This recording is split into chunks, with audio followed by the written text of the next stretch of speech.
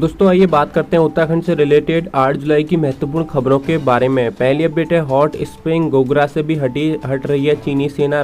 भारत ने रात भर की जंगी विमानों से निगरानी। जी हां, एलएसी पर चीन का हटना शुरू होने के बावजूद सतर्कता बरत रहा है भारत। गलवा घाटी में हिंसक झड़प वाली जगह के बाद चीनी सेना ने हॉट स्प्रिंग और गोगरा से भी पीछे हटना शुरू कर दिया है।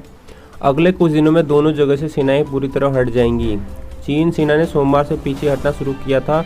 दोनों देश 3 चरणों में सेना हटाएंगे। तो यहाँ पर एक अच्छी न्यूज़ है, एलएसी पर चीन का हटना शुरू और यहाँ पे गोगरा से भी हट रही है चीनी सेना। अगली अपडेट पे चलते हैं। अगली अपडेट, लापरवाही बरतने पर 2 इंजीनियर निलंबित। भारत नेपाल सीमा सड़क के टेंडर में देरी के आरोपी हैं लोनवी अफसर।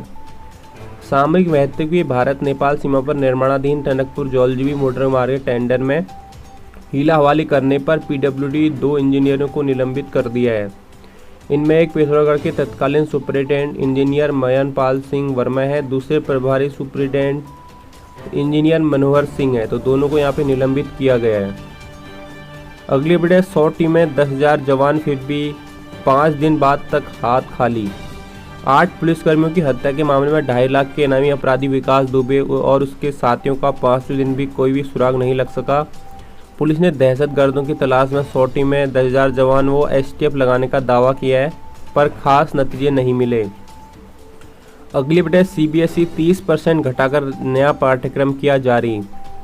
केंद्रीय माध्यमिक शिक्षा बोर्ड यानी कि सीबीएसई ने 9वीं से 12वीं के लिए 30% यहाँ पे कम किया गया पाठ्यक्रम मंगलवार को जारी कर दिया। बोर्ड ने इस संशोधित पाठ्यक्रम का नोटिफिकेशन जारी कर दिया। अगली अपडेट है, विश्वविद्यालयों कॉलेजों में नवंबर से शुरू होगा नया सत्र। एचआरडी और यूजीसी की बैठक में फैसला। देश भर के विश्वविद्यालयों और कॉलेजों में शैक्षणिक सत्र 2020-21 नवंबर से शुरू होगा।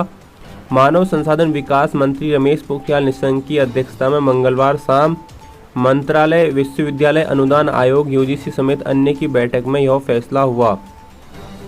अगली अपडेट, राज्यों को अंतिम वर्ष की परीक्षा न करवाने का फैसला बदलना होगा। राज्यों को अंतिम वर्ष की परीक्षा न करवाने का फैसला बदलना होगा। विश्वविद्यालय अनुदान यूजीसी ने सोमवार को 30 सितंबर तक की परीक्षा लेने की संशोधित गाइडलाइन जारी की है। अगली अपडेट पे चलते हैं। अगली अपडेट देख सकते हो, चीन से आगे निकला मुंबई। तो यहाँ पर मुंबई में कोरोना महामारी लगातार भयावह होती जा रही है। मुंबई ने चीन को भी पीछे छोड़ दिया है। 7 जून को महाराष्ट्र में चीन से ज़्यादा मरीज हुए थे। इसके 1 महीने बाद मुंबई में भी मरीजों का आंकड़ा चीन से ज़्यादा हो गया है। अगली अपडेट, डॉक्टरों के 763 पदों पर होगी भर्ती। शासन ने उत्तराखंड चिकित्सा सेवा चयन बोर्ड को भेजा प्रस्ताव। प्रदेश के स्वास्थ्य विभाग में चिकित्सकों के 763 पदों पर भर्ती होगी। इसका प्रस्ताव उत्तराखंड चिकित्सा सेवा चयन बोर्ड को भेज दिया गया है। मुख्यमंत्री त्रिवेंद्र सिंह रावत ने बोर्ड को खाली पदों पर सीधी भर्ती प्रक्रिया शुरू करने की बात कही है। अगली अपडेट, रंजना को वन्य जीव संरक्षण का जिम्मा बरतरी जैव विविधता बोर्ड के अध्यक्ष। वन विभाग में शासन ने किए बम्पर तबादले, कई अधिकारियों का कामकाज भी बदला। अगली अपडेट, लोनवी के इंजीनियरों को मिले कोविड ड्यूटी से छूट। पीडब्ल्यूडी के इंजीनियरों को कोविड-19 के तहत कंट्रोल रूम और क्वारंटीन सेंटरों की ड्यूटी से मुक्ति मिल गई है, लेकिन अब उनके सामने मानसून की चुनौती है। अगली अपडेट, कमल पपने अध्यक्ष, अशोक चौधरी महामंत्री। उत्तराखंड रोडवेज कर्मचारी यूनियन की प्रांतीय कार्यकारिणी गठित। अगली अपडेट, उत्तराखंड सचिवालय संघ ने उठाई प्रमोशन की मांग, जताई नाराजगी। उत्तराखंड सचिवालय संघ ने विभिन्न संवर्गों के तहत लंबित प्रमोशन करने की मांग की है। संघ ने निजी संवर्ग की डीपीसी न होने पर नाराजगी जाहिर की है।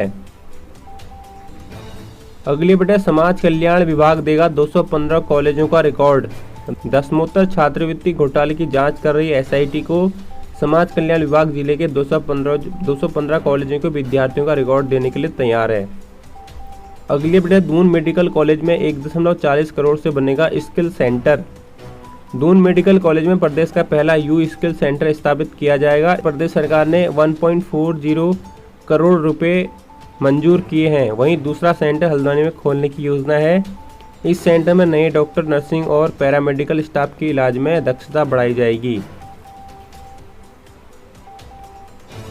अगली अपडेट, प्रदेश मंत्रिमंडल की बैठक आज। प्रदेश मंत्रिमंडल की बैठक बुधवार को होगी। बैठक में कई अहम प्रस्तावों पर मोहर लगेगी। अगली अपडेट, बाधित होने पर तुरंत खोलें सामरिक महत्व की सड़कें, मुख्यमंत्री। प्रदेश सरकार ने मंगलवार को चीन और नेपाल की सामरिक महत्व की सड़कों को लेकर समीक्षा की। सीएम की अध्यक्षता में हुई बैठकों में सड़कों के निर्माण को तय समय पर पूरा करने और मानसून में सड़कों का यातायात को बनाए रखने के लिए हर संभव कोशिश करना तय किया गया। अगली अपडेट, प्रीतम की कप्तानी, हरीश का मार्गदर्शन, इंदिरा व किशोर की निगहबानी में निकला फॉर्मूला। कांग्रेस उपाध्यक्षों की मैराथन बैठक में लंबे समय बाद एक मंच पर आए कांग्रेस के दिग्गज नेता। प्रदेश प्रभारी अनुग्रह नारायण सिंह की नसीहत और पूर्व कांग्रेस प्रदेश अध्यक्ष की चिट्ठी का सबब ही रहा कि मंगलवार को कांग्रेस के 4 ध्रुव एक बार साथ दिखाई दिए।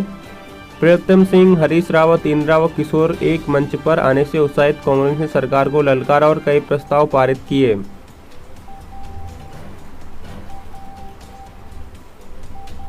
अगली बेटे, 408 श्रद्धालुओं ने किए बद्री केदार के दर्शन। बद्रीनाथ धाम में मंगलवार को 228 और केदारनाथ में 180 और कुल यहां पे 408 श्रद्धालुओं ने दर्शन किए और बद्री केदार के दर्शनों के भक्तों में उत्साह बना हुआ है। अगली बेटे, 2500 वाहन बॉर्डर से लौटाए। कांवड़ यात्रा रद्द होने के बाद भी पुलिस बरत रही है सतर्कता। कांवड़ मेले पर सख्ती के चलते बॉर्डर पर चलाए जा रहे अभियान के तहत मंगलवार को बाहरी प्रदेशों से पहुंचे करीब 2500 वाहनों को वापस लौटा दिया गया। अगली बेटे, पूर्व सैनिकों और उनके आश्रितों से भेदभाव। पूर्व सैनिक और उनके आश्रितों के साथ सरकारी नौकरियों में राज्य सरकार जबरदस्ती भेदभाव कर रही है। सरकारी विभाग में एक ही पद पर एक जैसा काम के बावजूद पूर्व सैनिक और आश्रितों को आधी तनख्वाह भी नहीं दी जा रही है, जबकि वही काम करने वाले अन्य कर्मचारियों को उनसे दोगुने से भी ज्यादा वेतन दिया जा रहा है।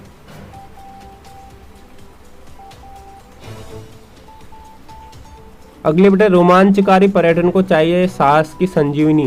पैराग्लाइडिंग, क्याकिंग, पर्वतारोहण, ट्रैकिंग, बंगी जंपिंग से लेकर राफ्टिंग तक की अपार संभावनाओं को अपने में समेटे प्रदेश के साहसिक पर्यटन को संकट काल में सरकार की खास नजरिए इनायत की दरकार है। साहसिक पर्यटन सिर्फ आय का जरिया नहीं है, यह प्रदेश की ऊंची हिमालय चोटियों, खतरनाक दर्रों, ग्लेशियरों और गंगा सहित अन्य नदियों की ब्रांडिंग भी है। करीब 42% पर्यटक साहसिक पर्यटन की वजह से प्रदेश में आते हैं। अगली बेटे, प्रदेश में 69 लोगों में मिला कोरोना संक्रमण। प्रदेश में संक्रमितों का आंकड़ा 3200 पार। प्रदेश में मंगलवार को 69 लोगों में कोरोना संक्रमण मिला है। टिहरी जिले में फिर से एक संक्रमित मामला सामने आया है। दून मेडिकल कॉलेज में कोरोना पॉजिटिव 75 वर्षीय बुजुर्ग ने दम तोड़ा है। प्रदेश में संक्रमितों का आंकड़ा 3200 पार हो गया है। वहीं 35 मरीजों को इलाज के बाद घर भेजा गया। अगली बेटे, टिहरी में 2 दिन की राहत के बाद फिर मिला एक कोरोना पॉजिटिव। 2 दिन की राहत के बाद टिहरी जिले में मंगलवार को एक व्यक्ति में कोरोना संक्रमण की पुष्टि हुई है। संक्रमित व्यक्ति विदेश से जिले में लौटा है।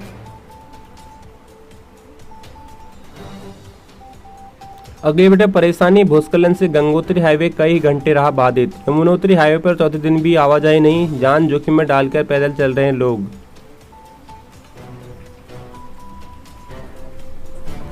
अगली बेटे, घनसाली कार खाई में गिरी, 2 लोगों की मौत, 1 घायल। घनसाली में बुजुर्गों को बचाने के चक्कर में खाई में गिरी कार। घनसाली मूलगढ़ ठेला थारती मोटर मार्ग पर हुए कार हादसे में 2 लोगों की जान चली गई। पैदल चल रहे एक बुजुर्ग को बचाने की कोशिश में चालक कार से नियंत्रण खो बैठा और कार सड़क से 50 मीटर नीचे खाई में जा गिरी। अगली बेटे, विकास दुबे की तलाश में उत्तराखंड अलर्ट। प्रदेश की सीमा घुसने की आशंका को देख बॉर्डर पर सघन चेकिंग। 8 पुलिस वालों की हत्या कर फरार हुए गैंगस्टर विकास दुबे के प्रदेश में घुसकर शरण लेने की आशंका चलते जिले में अलर्ट घोषित किया गया है। पुलिस अधिकारियों ने सीमाओं पर सभी गाड़ियों की सघन चेकिंग करने के निर्देश दिए हैं, जिससे लेकर सीमाओं पर गाड़ियों की सघन चेकिंग की जा रही है। अगली बेटे, हाथियों को रोकने को बनेंगे अवरोध। हाथियों को जंगल से आबादी की तरफ आने से रोकने के लिए वन विभाग ऐसे स्थान पर अवरोध खड़े करेगा।